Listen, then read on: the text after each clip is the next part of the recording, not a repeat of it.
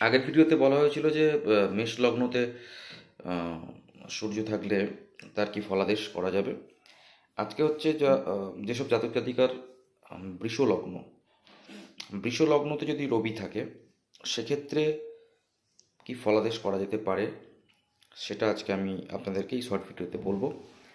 দেখুন, মেষ লগ্নের ক্ষেত্রে যে কথাগুলো বলা হয়েছিল, একটা প্রাথমিক রবি লগ্নে বসে থাকলে যেসব রবির কারকতাগুলো আহ, থাকে, সেগুলো কিন্তু সেই জাতক বা জাতিকার ব্যবহার এবং শারীরিক দিক থেকে বা চারিত্রিক দিক থেকে প্রকাশ পায়।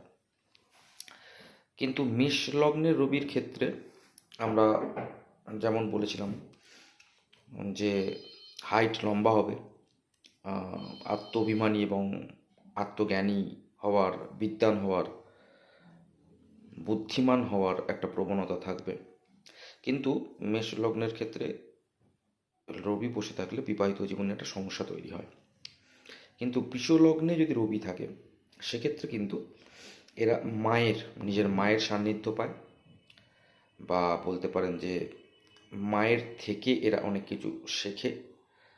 তার সাথে সাথে এদের পারিবারিক সুখ সেটা কিন্তু বজায় থাকে।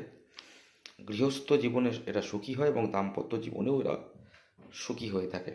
আর পরিবারের মধ্যে থেকেই এরা কিন্তু ইনকাম করার চেষ্টা করে, যেটা আমি মেষলগ্নের ক্ষেত্রে বলেছিলাম যে এরা দৈনন্দিন যে ইনকাম সেই দিকে যাওয়ার চেষ্টা করবে না যদি লগ্নে রবি থাকে, যেহেতু রবি এখানে উচ্চস্থ। তার মধ্যে এমন কিছু করার প্রবণতা থাকবে যেটা খুব হায়ার লেভেলের এবং টপে থাকার একটা প্রবণতা থাকবে, লিডারশিপ করার প্রবণতা থাকবে। কিন্তু বৃষ লগ্নে যদি রবি থাকে সেটা কিন্তু অনেকটাই চেঞ্জ হয়ে যাবে। সেক্ষেত্রে সে পারিবারিক সূত্রে অনেক লাভ পাবে, পরিবার থেকে সে কোনো কিছুর মাধ্যমে তার রুজি রোজগার চালাবার চেষ্টা করবে।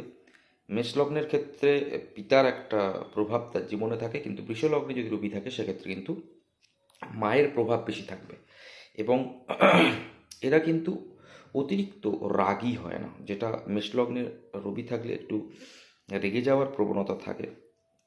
বৃষ লগ্নে যদি রবি থাকে, যদিও রবি অগ্নিকারক প্ল্যানেট, কিন্তু বৃষ লগ্নে রবি থাকলে এদের কিন্তু একটা রেগে যাওয়ার প্রতি একটা কন্ট্রোল থাকে, তবে এরা একটু জেদি হয়ে যায়, যেটা করতে চাইবে সেটা কিন্তু করেই ছাড়বে। তাহলে বুঝতে পারছেন মেষ লগ্নের রবি আর বৃষ লগ্নের রবির মধ্যে অনেক ডিফারেন্স আছে, দুটোর ফলাদেশও চেঞ্জ হয়ে যায়। আশা করি আপনাদের ভিডিওটা ভালো লাগবে। ভালো লাগলে অবশ্যই লাইক শেয়ার কমেন্ট করবেন। নমস্কার।